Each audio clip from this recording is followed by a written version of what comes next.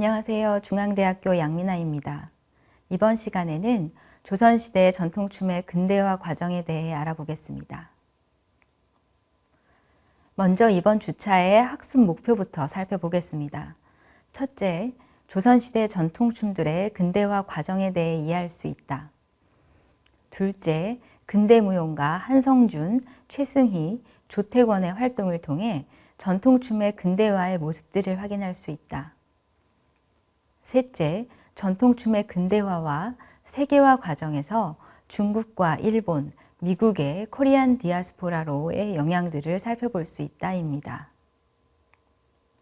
대한제국의 탄생과 일제강점기의 시작에 대해 알아보겠습니다. 조선 말기는 외세에 의해 강제로 문호를 개방하며 격변과 격동의 시기였습니다. 한반도는 서구 열강들이 이권을 다투는 각축장이 되었고, 이를 계기로 서구의 문물들이 본격적으로 조선으로 유입되는 시기입니다. 1894년 근대적 개혁인 갑오경장이 일어나고 1897년 고종은 대한제국으로 국호를 개칭합니다. 러일 전쟁의 승리로 한반도에 강한 영향력을 행사하기 시작한 일본은 1905년 을사늑약으로 대한제국의 외교권을 박탈하고 1910년 경술국치를 시작으로 본격적이고 공식적으로 한반도를 강점했습니다. 19세기 말부터 계속된 기근으로 인해 삶이 힘들어진 한인들은 일제강점이 시작되자 다양한 이유로 일본, 중국, 러시아, 미국 등으로 대규모 이주를 하게 됩니다. 이 시기는 본격적인 해외 한인사회의 모태가 형성되는 시기로 한인들의 이주와 함께 전통 예술들이 세계 각지로 퍼져나가 각 현지의 문화와 상황에 맞게 변화되는 기반이 마련되는 시기이기도 합니다. 대한제국 시기 서양 공연 예술들의 유입과 확산에 대해 알아보겠습니다. 문호 개방으로 서양 선교사들에 의해 건립된 학교에서 서양의 노래와 춤이 보급되었고 1905년 경성에 소재한 영국, 프랑스, 독일, 러시아, 중국, 미국 등의 영사관에서 각국 영사들의 외교와 친선을 도모하기 위한 무도회가 개최되었습니다. 대표적인 무도회가 청국공관에서의 무도회입니다. 본격적으로 서양 공연 예술들이 유입되며 조선시대부터 전해오던 유교 중심의 사고가 서구의 사상으로 전환되며 문화예술 전반에 영향을 미쳐 조선의 춤문화에도 변화가 시작됩니다. 특히 1910년 일제강점기가 본격화되며 일본을 통해 문화예술의 서구화와 근대화가 진행되었고 전통시대의 춤들이 근대춤으로 전환되었습니다. 당시의 조선시대에 어떤 전통춤이 연행되었는지 살펴보겠습니다. 조선시대의 전통춤은 크게 궁중무용인 정제와 민속춤으로 나눌 수 있습니다. 궁중무용은 악학괴범, 시용무보, 정제무도 홀기 같은 왕실에서 무보를 제작하여 그 연행 형식을 기록해 놓아 현재까지 전승될 수 있었지만 민속춤은 구전으로 전승되어 왔기 때문에 정확하게 그 원형을 파악하기 어렵습니다. 이러한 춤 공연들은 궁중무용의 경우 왕실의 중요한 행사가 있을 때 행해졌기에 비정기적인 공연들이 대부분이었습니다. 이러한 전통시대의 춤들이 20세기 초에 서양 예술의 영향으로 근대춤으로 전환되었습니다. 한국의 근대춤은 서양의 근대적 공연 방식과 서양 춤의 유입으로 시작되었습니다. 새로운 춤의 공간, 교육 제도, 유통 방식 등의 변화와 함께 새로운 춤이 등장한 것입니다. 그러나 조선 말기 서구 문화의 유입으로 조선의 공연 예술의 가장 큰 변화는 유럽식 극장의 등장이라고 할 수 있습니다. 극장의 등장은 개항 이후 형성된 조계지와 관련이 있습니다. 조선은 1876년 일본과 수호조약에 따라 부산, 원산, 인천 세 항구를 개항합니다. 이에 따라 거류민이 늘어나게 되고 그들만의 공간이 형성되었습니다. 당시 일본인 극장에서는 간단한 유희인, 미세문호부터 가부키, 신파극까지 다양한 공연이 이루어졌는데 일본인들뿐만 아니라 조선인들에게도 연희가 새로운 향유의 대상으로 인식되었습니다.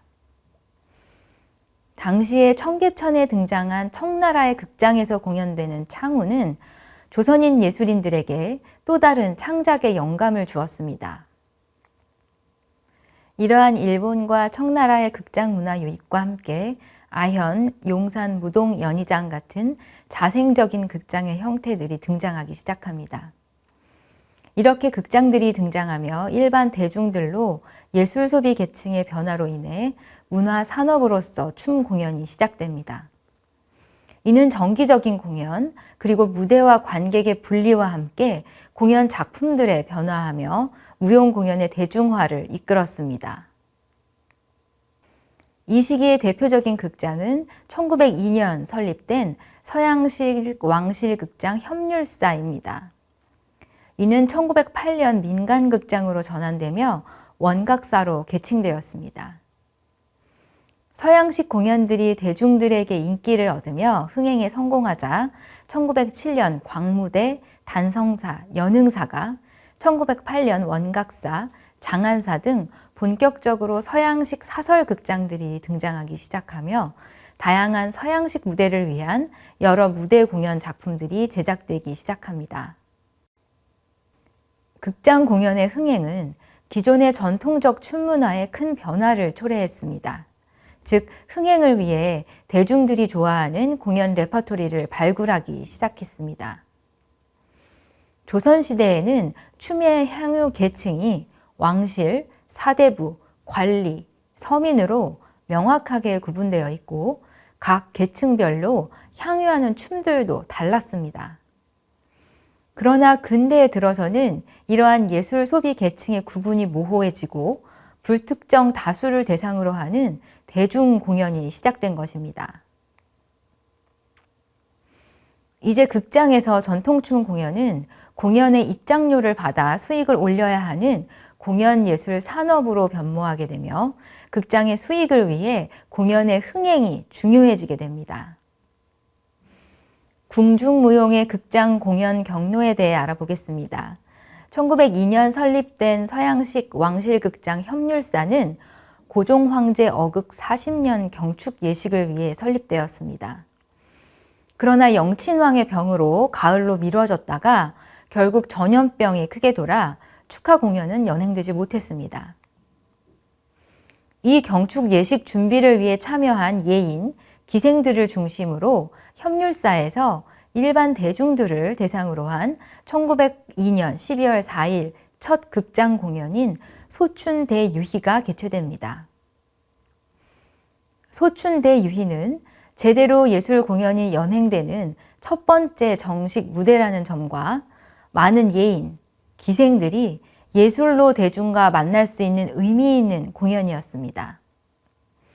이는 제한된 특정 계층에게 향유되던 그들의 연희가 대중과 조우하며 새로운 변화를 이끌어가는 계기가 되었습니다. 이 공연은 종합 버라이어티 쇼 형태로 김창환, 송만갑을 중심으로 한 판소리 명창들과 관기, 삼패 등의 특별히 훈련된 예기들이 출연하며 소리, 기생들의 춤, 소리꾼의 잡기, 남사당팽의 땅재주, 쌍줄타기 등 다양한 장르의 공연들이 선보였습니다. 이 극장에서 관기들이 처음으로 서양식 극장 무대에서 공연하였고 향후 2, 3년간 관기들이 협률사 공연에 출연하였습니다. 그러나 당시 사대부들은 협률사를 풍기문란의 온상지로 매도하며 호의적이지 못한 여론을 형성하고 결국 1906년 4월 20일 협률사는 정식 폐쇄령이 내려졌지만 이 명령은 오래지 않아 유명무실해져 협률사는 5월 1일 다시 공연을 재개하게 됩니다. 이는 이번 폐쇄령이 사회적 비판에 대한 임시 변통이었음을 반증하는 것이었습니다. 사회적 분위기나 언론에서 비판이 관객의 태도에 대한 문제였지 공연의 내용이 사회의식을 조장하여 여론을 선동한다거나 음탕한 내용은 없었기 때문입니다. 폐쇄령 이후 다시 재개된 협률사의 첫 공연은 항장무였습니다. 항장무는 중국의 항장과 유방의 이야기, 홍문지연의 바탕을 둔 무용극으로 평안도 선천 지방의 교방 정제로 연이되다가 1873년 고종 때 궁중 정제로 자리 잡은 향악 정제입니다. 이는 정제 중 연극적 요소가 강하고 건무이지만 여성이 연기하는 남성 역할극이라는 요소가 대중에게 흥미를 자극할 요소로 작용할 수 있었기 때문입니다. 이 작품은 서곡, 도입, 전개, 위기, 절정, 결말의 서사구조를 지니며 가무학적 요소가 강하게 나타나 무용극적 종합예술이면서 한국 전통 음악극 작품으로 무대 예술로서 흥미로운 요소를 가지고 있었습니다. 이는 궁중정제가 근대 극장무대 작품으로 변형되면서 문화향유 주체들이 전승된 자신의 전통문화를 지키면서 유입된 외래문화를 주체적으로 수용하여 자기화하려는 과정에서 나타나는 근대 시기의 문화적 전통을 확인할 수 있는 증거입니다. 이러한 과정 속에서 서양화의 길로 나아갔던 연극이나 판소리와는 달리 전통춤 공연은 기생조합을 통한 내적 미학을 추구하며 전통성을 강조하였습니다. 이는 원형의 전승이라는 측면과 함께 대중들의 요구도 새로운 변화보다는 원형 그대로의 모습을 원했기 때문으로 볼 수 있습니다.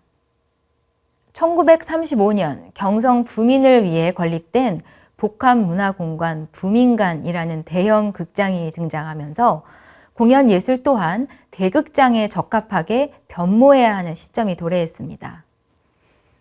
비록 1930년대 총독부의 검열 아래 국책 연극이나 총독부 주관 행사가 열리기는 했지만 많은 예술단체들이 이곳에서 공연하며 창작 혼을 불태울 수 있었고 공연예술 발전과 활성화에 큰 영향을 주었습니다. 연극의 경우 그동안 소극장 중심의 사실주의 연극을 지향했던 유치진 중심의 극예술연구회도 부민관의 건립으로 대극장을 통한 관객 수용론을 주창하며 1936년 춘향전을 통해 탈바꿈하였고 악극도 레코트사 중심의 악극단을 중심으로 대형화되고 화려한 무대를 선보이며 음악극을 펼친 것도 부민관의 등장과 관련이 깊습니다. 이러한 과정 속에서 무용도 레퍼토리나 무대 공간 활용 등에서 변모가 필요했는데요. 이러한 전통춤의 변모에 한성준은 괄목할 만한 성과를 남겼습니다. 대한제국기와 일제강점기의 공연예술은 급격한 사회 변화에 따라 예인들의 다양한 실험과 노력이 뒤따랐던 시기였습니다. 협률사의 등장으로 예인들은 무대 공연 예술을 위해 공연 내용을 수정하였고 대중은 이를 향유, 수용, 소비하는 문화구조가 등장하게 되며 시대 흐름에 맞게 변화해야 했습니다. 한성준, 최승희, 조태권은 당대의 예술인들로 각자 새로운 조선무용의 방향을 제시하며 구체화시켜 나갔습니다. 이상으로 조선시대 전통춤의 근대화 과정에 대한 학습을 마치겠습니다. 감사합니다.